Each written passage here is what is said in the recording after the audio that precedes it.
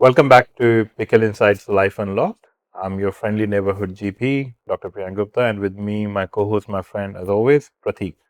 Hi, folks. It's good to be back. Last four episodes have been really heavy. We've been talking about the silent epidemic, talking about the various effects this silent epidemic is causing on our bodies. But our listeners are now hungry for solutions. They want to know what they can actually do. Exactly, and it's easy to feel powerless with this dopamine leveraging systems we have all around us, and that's exactly why we are here today. Today, it's our call to take an action. We will talk about these strategies and how to take control of our lives back. But before we do that, make sure you like, share, and subscribe, and do drop us a comment of where you're watching us from. As a tech guy, I'm always thinking of how to build things better and more responsibly. The conversation has to go beyond just put down your phones. It has to be a discussion on how our government and technology can serve us better. Exactly. So let's get started with the big stick.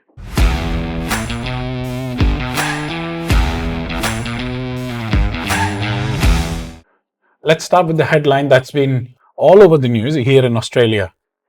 Yes, picture this. Tomorrow, Instagram tells your 14-year-old, sorry kid, you're too young, log out. Sounds like a science fiction, right?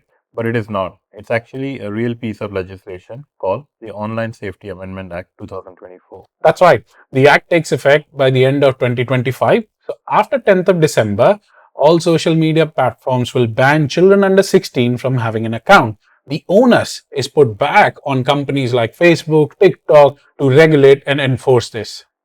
Just this month, the e-safety commissioner announced if you do not comply by this regulation, there will be a fine of 49.5 millions on these tech giants. Suddenly, these algorithms have an expensive incentive to comply. This is a game changer. And this isn't just an Australian thing. A recent report published by UNICEF welcomed the Act's move towards digital duty of care for platforms, aligning with the global discussion. But of course, this isn't without critics.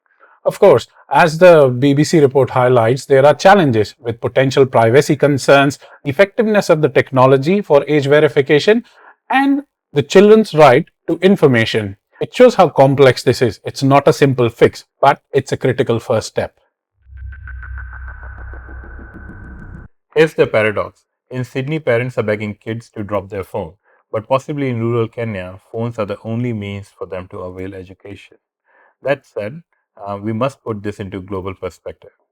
Banning screens for kids in Australia is one thing, but for some part of the world, it's an absolute lifeline. That's important to remember. For billions of people in developing nations, mobile phones aren't a luxury. It's a tool for survival and making progress. A recent report suggested that in certain countries, mobile phones are the only way how you can access education, financial services, healthcare services, where the traditional infrastructure is non existent. In these situations, it's truly transformative, bridging gaps and changing lives for good reasons. And even here at home, screens are woven into our modern classrooms. A recent New York Times article highlighted that while the aim is to reduce um, the number of hours spent on the screen, we also have to acknowledge that they are essential part of our curriculum. And therefore, teaching kids to fear technology is simply pointless.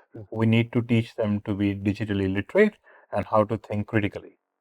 Absolutely. A recent Macquarie University study found out that it's not about raw hours of screen time use, but the problematic and compulsive use that interferes with the daily lives. So the focus is shifting from how much to how and why. That's a powerful point, but we need to bring focus back to our lives. While schools and government are taking care of the big picture, we need to start what we can do at our level. And one of the most powerful tools we have is digital detox. But for the parents who are listening right now, parents who are fighting this losing battle with technology like phones, tablets, we need a clear playbook. So let's see how we can make this more practical. Let's look at some solutions and advice which goes beyond just counting minutes. The first thing you can do is set a family media plan and create clear boundaries. Absolutely. Sit with your kids and decide when, how, and how long to use the screens for. Less pushback, more buy in. Make certain areas tech free zones like your bedrooms, like your dinner tables, and set digital curfews. For instance, all devices are turned off and kept outside of the bedrooms 1 hour before sleep. That's excellent, Pratik. The next thing you can do is focus on the quality of content and not just quantity. Exactly. Not all screen time is equal. Focus on screen time that encourages interactive play, learning, educational stuff. Also, preview apps and games before they're downloaded to your kids' devices. And most importantly, model it yourself. Lead with an example. Exactly. Kids copy what you do, not what you say. So, if you're scrolling WhatsApp at dinner table, your no phones at dinner rules is a toast. That's a great advice. But we don't need to go off grid for a month. We can start with something small. Turn off notification of some non-essential apps, for example. Absolutely. Use built in tools like Do Not Disturb or Screen Time to track where your hours go. Exactly. And the payoff is real.